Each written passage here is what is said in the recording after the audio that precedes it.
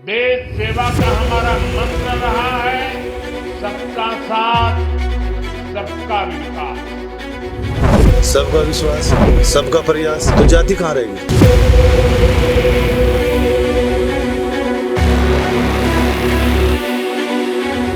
राष्ट्र से बढ़कर के कुछ नहीं हो सकता। जब हम एक रहेंगे, एक रहेंगे, बढ़ेंगे तो कटेंगे। 2017 से पहले यूपी का क्या हाल था, महिलाएं कितनी सुरक्षित थी, बेटी कितनी सुरक्षित थी। बेटी स्कूल जाती थी तो पिता को चिंता हो जाती थी शाम को आएगी कि नहीं। कितना परिवर्तन आज कानून व्यवस्था में आया है। एक नया घोटाला रोज खुलता था। कोई घोटाला आया सामने आज तक 14 के बाद। इस माफिया को मिट्टी में मिला देंगे, सरकार में देंगे। कहाँ गई माफिया, कहाँ गया माफिया। बहुत सारे परिवर्तन आए, हम निडर होके जिए, भय मुक्त से वातावरण हमें मिले, वो दोनों सरकारों ने दिया है।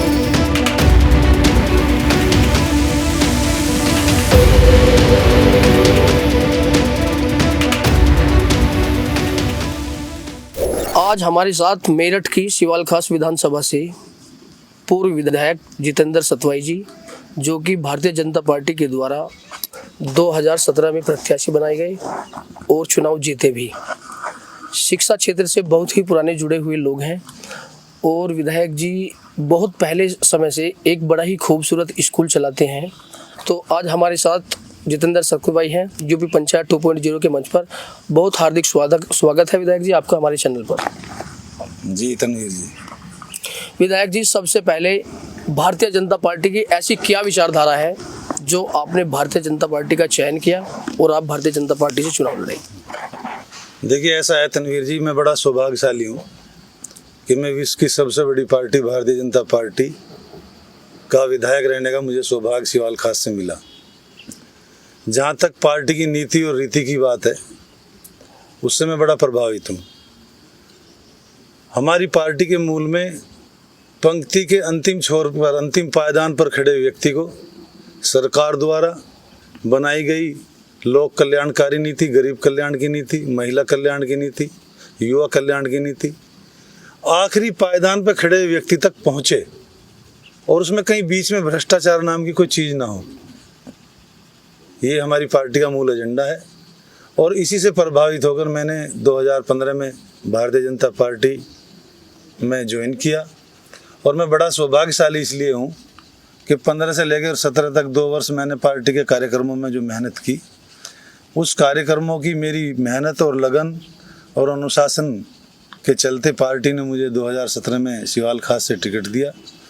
और मैं यहाँ की जनता का विशेष रूप से आभार व्यक्त करता हूँ, अभिनंदन करता हूँ इस बात के लिए कि 2017 में जब लोग मुझे बहुत ज़्यादा जानते भी नहीं थे, उस टाइम मुझे भारतीय जनता पार्टी जो विश्व की सबसे बड़ी पार्टी है उसका विधायक बनाने का जो मुझे आशीर्वाद दिया, मैं उसके लिए उनको धन्यवाद करता हूँ, अभिनंदन करता हूँ। विधायक जी, आप शिक्षा क्षेत्र से बहुत पुराने जुड़े हुए व्यक्ति हैं। जिस तरह से आप 2017 में विधायक चुने गए और 5 साल का आपका कार्यकाल रहा, शिक्षा के क्षेत्र में आपने क्या काम किए, हमारे दर्शकों को बताइए। मैं खुद एक इंटर कॉलेज का प्रधानाचार्य हूँ जी, और हमारा एक और CBSE बोर्ड का भी इंटर कॉलेज है। मेरे खुद के गांव में 3 इंटर कॉलेज हैं, 3 इंटर कॉलेज हैं, इनमें एक यूपी बोर्ड का है, 2 CBSE बोर्ड के हैं। और ये भगवान का आशीर्वाद है इस क्षेत्र पे कि यहाँ का जो पतित पावनी गंगा की जो नहर है वो इस सिवाल खास विधानसभा के मध्य से गुजरी है, जो इस क्षेत्र की लाइफ लाइन है। ये बड़ा सौभाग्य है कि हम यहाँ के, भगवान ने हमको यहाँ बसने का मौका दिया।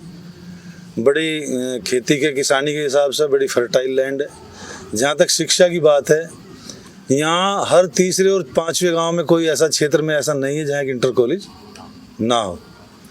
और क्योंकि मेरठ हमसे बहुत नज़दीक है तो उच्च शिक्षा के लिए हमारे बच्चे मेरठ में जाके भी शिक्षा ग्रहण करने का काम करते हैं। और यहाँ पे डिग्री कॉलेज भी रासना में है, सरूरपुर में है, और अभी एक यहाँ पे सिवाल खास में गवर्नमेंट की तरफ से और बढ़ने लग रहा है। मेरा भी प्रयास शिक्षा के क्षेत्र में, मेरे फादर का भी, मेरा भी रहा है पहले से ही। मेरे फादर ने भी 4 इंटर कॉलेजों का निर्माण किया और उसी परंपरा को आगे बढ़ाते हुए मैं भी आज शिक्षा के क्षेत्र से जुड़कर क्षेत्र की प्रगति में काम करने का जो मुझे मौका मिला है उसमें मैं काफ़ी हिस्सेदारी रखता हूँ। जिस तरह से विधायक जी आपने शिक्षा पर बताया कि आपका तो पूरा ही परिवार शिक्षा पर समर्पित रहा। आपके विकास कार्यों को लेकर बात करेंगे। 2017 से 22 के बीच के आपके ऐसे विकास कार्य जिनको आप हमारे मंच से जनता को बताना चाहेंगे, बताइए। विकास कार्यों का जहाँ तक मैं चर्चा करूँ, सड़कों के लिए हमारी सरकार की प्राथमिकता थी। कोई भी गांव ऐसा ना बचे जो सड़क से ना जोड़ा गया हो।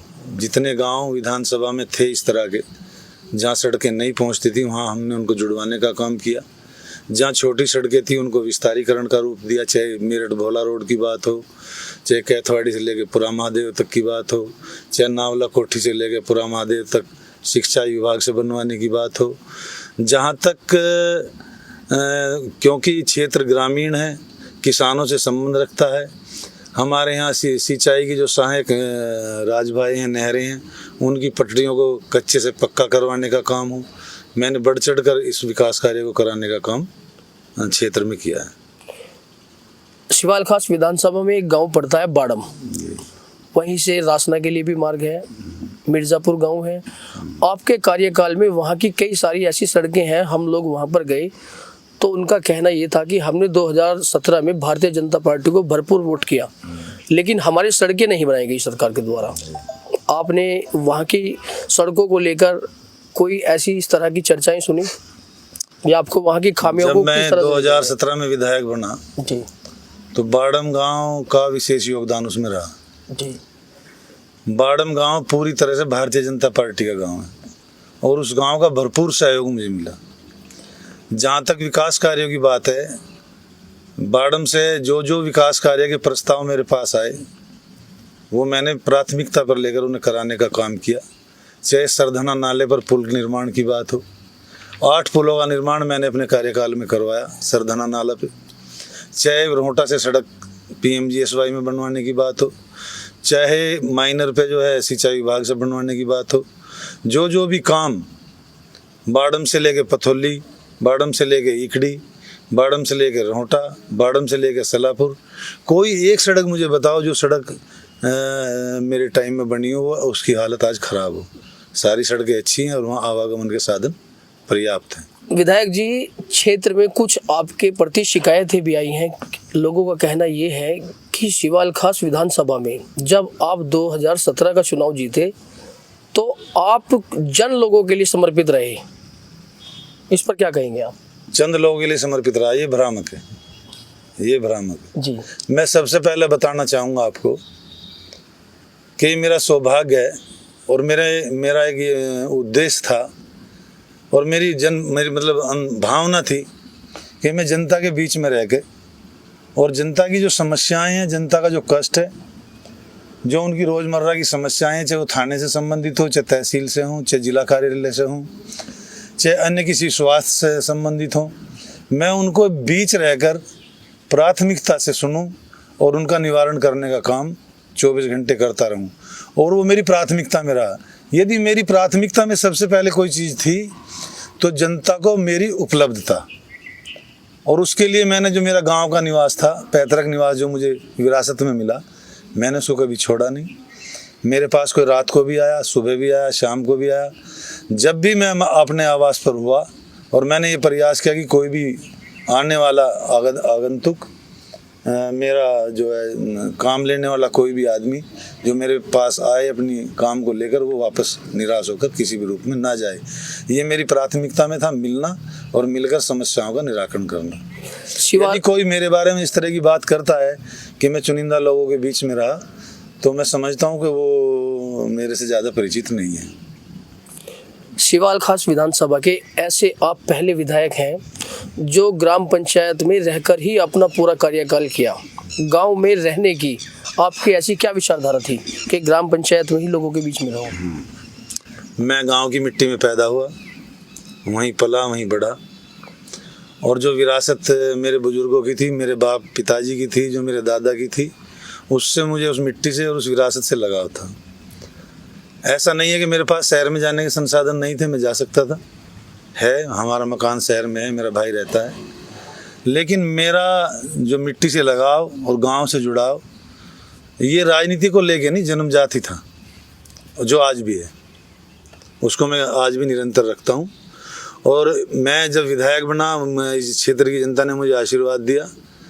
तो जब मैं चुनाव में गया था, मैंने लोगों से, जनता से वादा किया था, जिन्होंने मुझे बनाया, कि मैं गांव में रह के आपकी सेवा करने का काम करूंगा, और उस वादे को मैंने पूरी तरीके से निभाया। विधायक जी, पार्टी को लेकर मैं आपसे पूछूंगा, भारतीय जनता पार्टी विकास कार्यों पर कम, जातिवाद पर ज्यादा वोट मांगने लगती है, आपको ऐसा लगता है? आप इस पर क्या विचारधारा रखेंगे अपनी?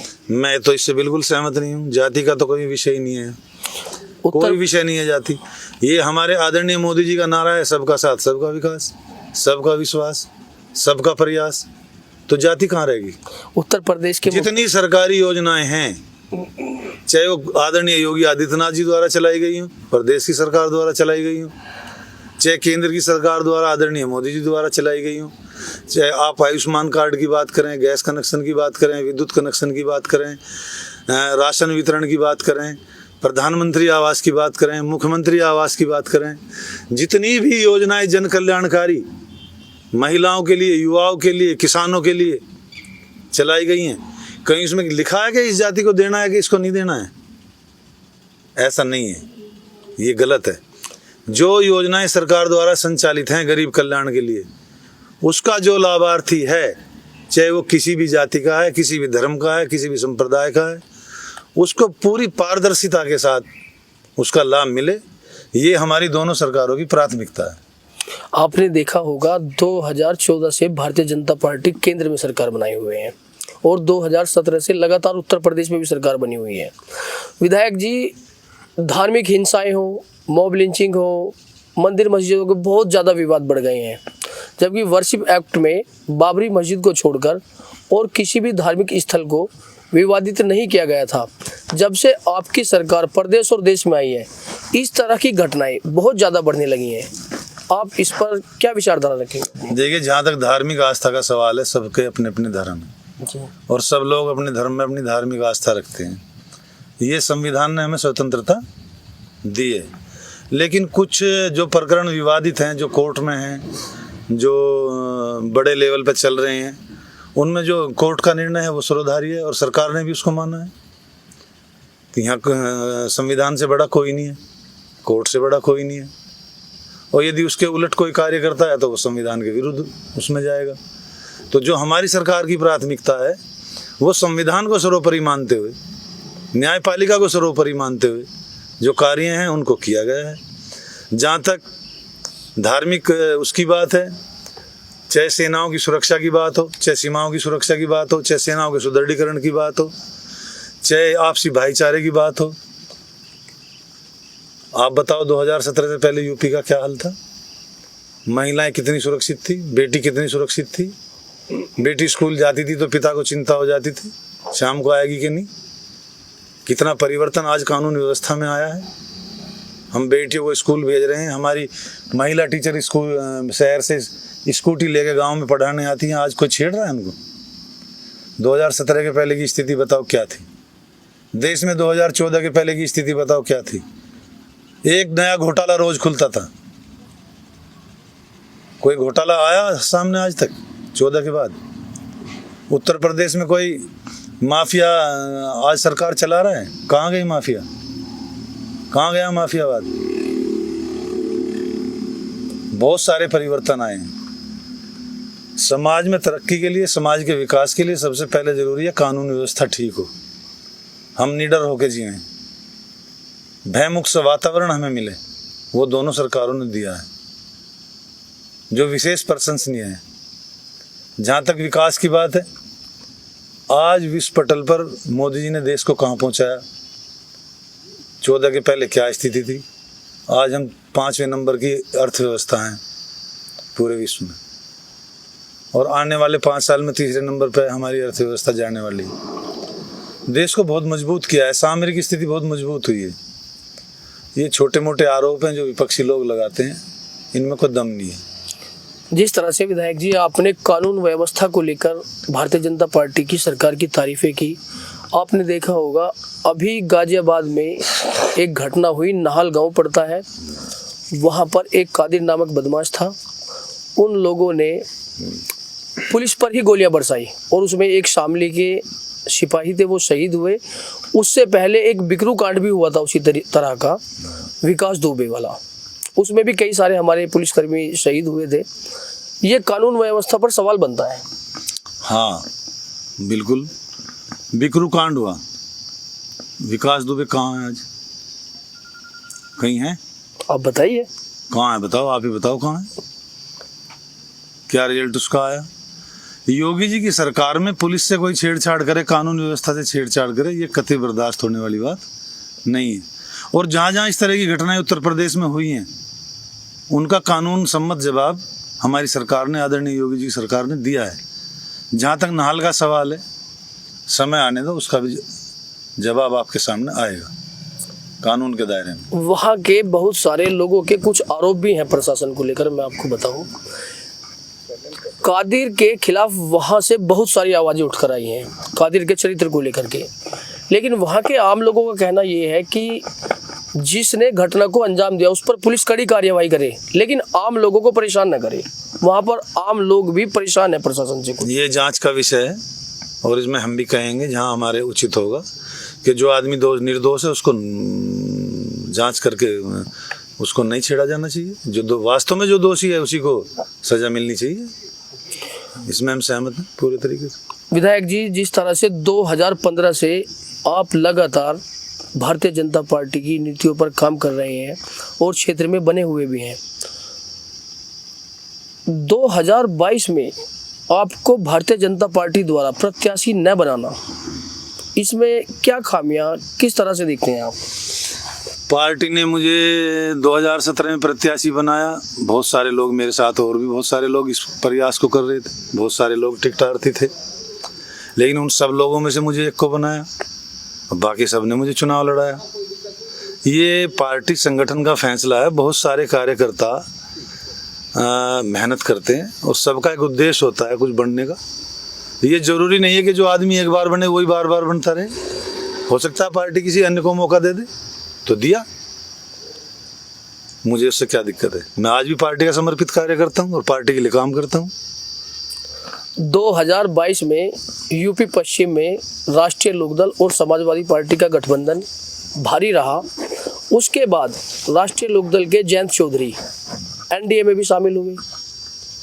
लोगों के बहुत सारे आरोप हैं कि राष्ट्रीय लोकदल के अध्यक्ष जयंत चौधरी जी जब से भारतीय जनता पार्टी में शामिल हुए, किसानों की आवाज़ नहीं बन पा रहे हैं।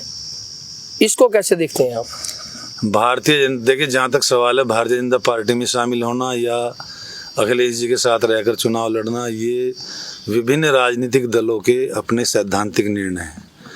यदि जैन जी बीजेपी के साथ, एनडीए के साथ शामिल हुए हैं तो ये हमारे शीर्ष नेतृत्व का निर्णय है। आज वो उन्होंने निर्णय लिया तो कुछ अच्छा ही समझ के लिया होगा, और इतने बड़े निर्णय के लिए हम कोई प्रतिक्रिया दें, ये हमारे लिए उचित नहीं है। तो मैं तो समझता हूँ कि जो शीर्ष नेतृत्व का निर्णय है वही हमारा, उसके लिए हम उसके साथ हैं। आप किसान बेल्ट के रहने वाले हैं, किसानों की बहुत सारी शिकायतें हैं, गन्ने का भुगतान समय से न होना, एमएसपी को लेकर भी बहुत सारे धरना प्रदर्शन हुए।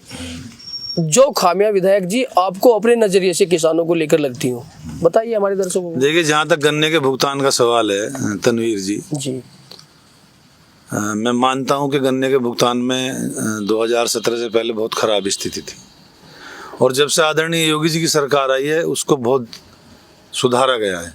जो किसी भी बड़ी समस्या यदि कोई है, और जो बड़ा एक समस्या हमारी सरकार आने से पहले थी, उस इतनी बड़ी समस्या को सुधारने में 1-2 दिन नहीं लगते, समय लगता है। उसमें बहुत बड़ा, आप यदि निरंतर देखें तो बहुत बड़ा सुधार आया है।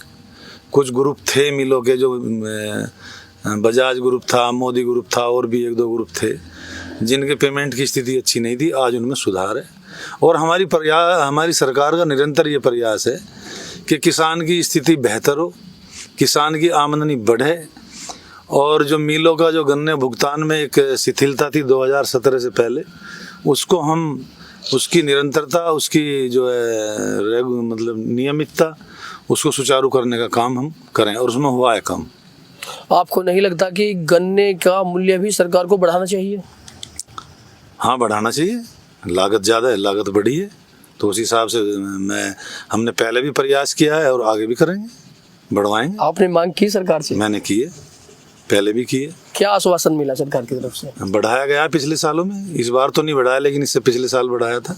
महंगाई दर हर साल बढ़ती है, तो गन्ने का मूल्य भी उसी तरह से बढ़ना चाहिए। हाँ, बढ़ना चाहिए, मैं इससे सहमत हूँ, क्योंकि मैं भी खुद एक किसान हूँ और इसके लिए फिर हम प्रयास करेंगे। आपने हमारे सभी सवालों पर बेबाकी से जवाब दिए। हमारे चैनल यूपी पंचायत 2.0 के मंच से आप आगामी विधानसभा चुनाव 2027 के लिए शिवाल खास, मेरठ और पूरे प्रदेश वासियों के लिए क्या ऐसा महत्वपूर्ण संदेश देना चाहेंगे जो हमारे चैनल के माध्यम से लोग सुनना चाहते हो? मैं तो यही कहना चाहूँगा कि जो दोनों हमारी सरकारें आज काम कर रही हैं देश की तरक्की के लिए, चाहे वो कानून व्यवस्था की बात हो, चाहे वो गरीब कल्याण की बात हो, और आज जो पार्टी हमारी भारतीय जनता पार्टी विश्व की सबसे बड़ी पार्टी बनी है, उसमें एक एक कार्यकर्ता का महत्वपूर्ण योगदान है। और मैं तो यही जो संदेश देना चाहूँगा कि देश की तरक्की के लिए, प्रदेश की खुशहाली के लिए अधिक से अधिक लोग भारतीय जनता पार्टी से जुड़ें और उसकी नीतियों का प्रचार और प्रसार जनता में आखिरी लाइन में खड़े व्यक्ति तक पहुंचाएं, और जिससे देश की प्रगति संभव हो सके। मेरी सभी देशवासियों को और पार्टी के सभी कार्यकर्ताओं को शुभकामनाएं। जय हिंद, जय भारत। पूर्व विधायक जितेंद्र सिंह सतवाई जी के कई सारे समर्थक हमारे साथ में हैं। विधायक जी के बारे में उन लोगों की क्या भावनाएं हैं, सभी से हम बार बार जानना चाहेंगे। आपका नाम? मेरा नाम हंस सोम है। मैं गांव पाली का मूल निवासी हूं, जो कि सिवाल खास विधानसभा का आखिरी गांव है। विधायक जी के कार्यकाल को किस तरह से देखते हैं, बताइए जरा। विधायक जी हमारे लिए विधायक जी कभी रहे नहीं, हमारे तो बड़े रहे हैं, आज भी बड़े हैं, पहले भी बड़े थे। हमें लगा ही नहीं कभी किसी विधायक के यहाँ हम आए हैं, बड़े भैया के हम यहाँ आए हैं हम, और यही हमारी भावना है उनके प्रति। हंसराज जी, कुछ खामियां भी देखी गई हैं या नहीं देखी गई विधायक जी के कार्यकाल में? खामी होती तो हम यहाँ बैठे हुए नहीं होते। आज अगर पार्टी ने टिकट नहीं दिया, उसके बाद भी विधायक जी के पास हम बैठे हुए हैं, तो खामियाँ देखो, खामियाँ और खूबियाँ तो सब में होती हैं, लेकिन एक चीज़ होती है कि आदमी अपने क्षेत्र के लिए कितना समर्पित है, तो विधायक जी उसके लिए 100% है। भविष्य में उम्मीदें हैं 2027 में विधायक जी शिवाल खास विधानसभा से प्रत्याशी बनेंगे? बिल्कुल बिल्कुल बनेंगे जी, और भारी मतों से जिताएंगे। चलिए, बहुत धन्यवाद आपका। खड़े हो जाइए। आपका क्या नाम है? सुधीर कुमार वर्मा, ग्राम प्रधान कालंद। ग्राम प्रधान कालंद से हमारे साथ हैं। विधायक जी के बड़े ही समर्थक हैं, बहुत सारी जमकर हमसे पहले भी तारीफें की। बताइए विधायक जी के बारे में। विधायक जी ने इतने काम किए हैं, किसी विधायक ने नहीं किए हैं। मैं चाहता हूं कि विधायक जी को ही टिकट मिले और तन मन धन से हम विधायक जी को वोट देंगे। भारतीय जनता पार्टी का विधायक जी को जीतने का दोबारा से मौका देंगे। आपकी पूरी ग्राम पंचायत की तरफ से भी भरपूर समर्थन मिलेगा विधायक जी को? हमारा पूरा गांव बीजेपी के में हक में जाता है। बीजेपी के बड़े फॉलोअर्स हैं आप या विधायक जी के बड़े फॉलोअर्स हैं? विधायक जी के। विधायक जी के, बिल्कुल विधायक जी को वोट देंगे। टिकट भी विधायक जी को ही मिलेगा ऊपर चाहिए तो। उम्मीद है कि 2027 का विधानसभा विधायक जी ही लड़ेंगे। बिल्कुल, काम विधायक जी ने किए हैं, जनता की सुनी है। हम भी बैठे हैं यहाँ पे, ग्राम प्रधान हूँ मैं भी, विधायक जी सुन रहे हैं हमारी बात भी। आज भी कोई विधायक नहीं सुनता हमारी। चलिए, आपका बहुत धन्यवाद प्रधान जी। आपका क्या नाम है चाचा? मेरा नाम विजेंद्र पाल है, कहाँ के रहने वाले? कालंदी का रहने वाला हूँ। देखिए चाचा, का क्षेत्र में आता है, आखिरी गांव है। विधायक जी 5 साल तक विधायक रहे शिवाल खास विधानसभा से। 2017 से 22 तक का कार्यकाल रहा। विधायक जी के कामकाज को कैसे देखते हैं? हम तो देखे हैं, जितने बोर्ड निकल गए गांव में हमारे में, इतने बोर्ड किसी के लगे ही ना काम में। हर काम करा। पटरी का तो ये जो है ना, क्या कहते हैं, कावड़ मार्ग जो इन्होंने बनवाया। हाँ जी, ऐसा पड़ जाता फिर कावड़िया चला ही ना जाता। गाँव की सड़क बनवाई खिरवे से, और जब रेड तक रोड चोरी करवाई। बस जितना काम इन्होंने करा, इतना किसी ने करे नहीं, साफ सी बात। आपसे पहले किसी विधायक ने इतना काम नहीं करा। कोई विधायक जी से शिकायत चाचा आपकी? नहीं भाई, शिकायत होती तो यहाँ आते क्या? कोई शिकायत नहीं। कोई शिकायत नहीं। हम तो इस काम के लिए आए। ये जो है कावड़ मार्ग जो है परमादेव वाला, ये चौड़ा हो जा, इस बार प्रयासरत है। और शुरू में भी इन्होंने जो है थोड़ा वो मरम्मत करवाई थी, काला को बनवाया था। अब इस काम के लिए आ रहे, अब भी प्रयासरत है, काम में लगे हैं इस काम में। 2027 को लेकर क्या उम्मीदें हैं आपको कि विधायक जी दोबारा से चुनाव लड़ेंगे? हमें तो उम्मीद यो है, आगे तो जो बड़े अधिकारी हैं पार्टी के, उनका काम है किसको टिकट दे किसको ना दे, कि जबरदस्ती तो किसी की है नहीं, पर लाइन में लगे हुए हैं, इन्हें टिकट मिलने की उम्मीद पूरी है, 99% है। आप पार्टी से जीतेंगे, पब्लिक की मांग बहुत है, ये हर आदमी से बात कर रहे हैं, इनके यहाँ कोई आ जाओ, कोई डर नहीं, डर से कुछ नहीं, सबसे बात करें, सबका काम करने की कोशिश करें। आप पार्टी से विधायक जी के लिए मांग करेंगे कि उन्हीं को प्रत्याशी बनाया जाए? हम किससे मांग करें, हम तो जो है पब्लिक के आदमी हैं, हम तो चाह रहे हैं जी से यो चाहे नहीं ना टिकट मिले ना जो है ये MLA हो। अभी तो बात कर रहे हैं, बैठ लेंगे। चलिए, आपका बहुत हार्दिक धन्यवाद चाचा। आपका क्या नाम है भाई साहब? जी, मेरा नाम आशीष कुमार शर्मा, कहाँ के रहने वाले आशीष? गांव कालंद का रहने वाला हूँ। आप भी इन्हीं के गांव के रहने वाले? नहीं, ये कालंद और कालंदी दो गांव हैं, पास दोनों पास गांव हैं। मैं कालंद का रहने वाला हूँ। आप बताइए विधायक जी के बारे में। विधायक जी मेरी जो जीवन काल है उसमें मैंने कई विधायक देखे हैं, 3-4 विधायक तो मैं देख ही चुका हूँ। उसमें सबसे सर्वश्रेष्ठ और सबसे उत्तम कार्य हमारे विधायक साहब का रहा है। आपके ग्राम पंचायत से कोई विधायक जी के प्रति शिकायत है?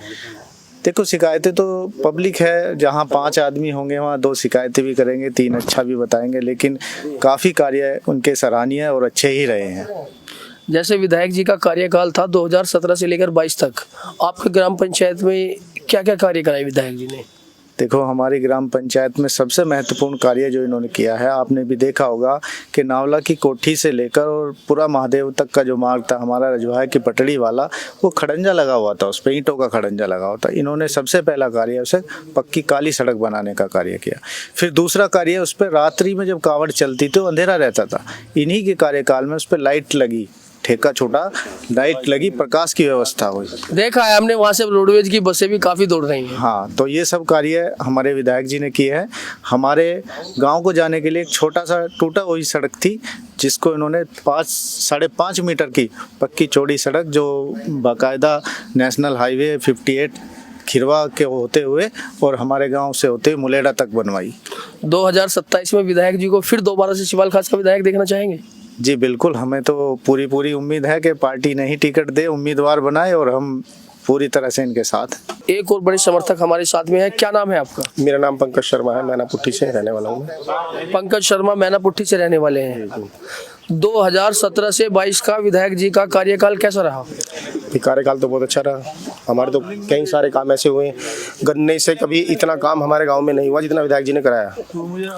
लोगों की कुछ शिवाल खास विधानसभा से ही शिकायत भी है कि हर गांव में विधायक जी के कुछ लोग ही खास रहे। नहीं, ऐसा नहीं है, गलत है, ये चीज़ें गलत है, ऐसा नहीं है। कभी हमें तो कभी लगा नहीं भाई, ऐसा हमें तो कोई खास लगा नहीं।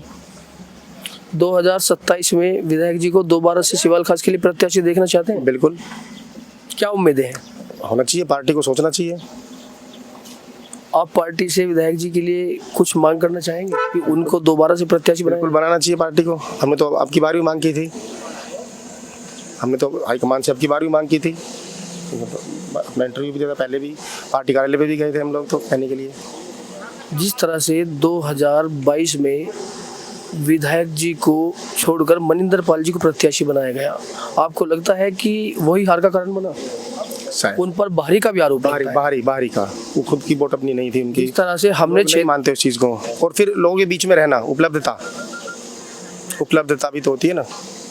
लोगों का ये भी कहना है कि जितेंद्र जी ऐसे पहले विधायक हैं जो ग्राम पंचायत में रहकर विधायकी की। हाँ, वही तो मैं कह रहा हूँ, उपलब्धता शायद वही कारण बना। उपलब्धता विधायक जी की बहुत आसान थी, कोई भी आके किसी टाइम किवाड़ खोल देता। हम खुद आए रात में, कई बार कोई गांव में भाई प्रधान भी रहे तो कई बार दिक्कतें होती थी, तो रात को आगे बिना पूछे फ़ोन करे, आगे अपना किवाड़ खोल दिया, आगे विधायक जी रजाई में बैठे, हम भी आगे बैठ गए। वहीं उपलब्धता बहुत आसान होती है। विधायक जी को लेकर शिवाल खास वासियों से कोई अपील करना चाहेंगे? शिवाल खास वासियों से यही अपील है भाई कि भाई पार्टी अगर मौका दे तो देना चाहिए पार्टी को मौका वैसे, और अपना सुधार करें और अपना उपलब्धता के आधार पर वोट करें। पंकज भाई, विधायक जी के बारे में अपना पक्ष रखने के लिए आपका बहुत हार्दिक धन्यवाद और आपको हमारी तरफ से ढेरों शुभकामनाएं।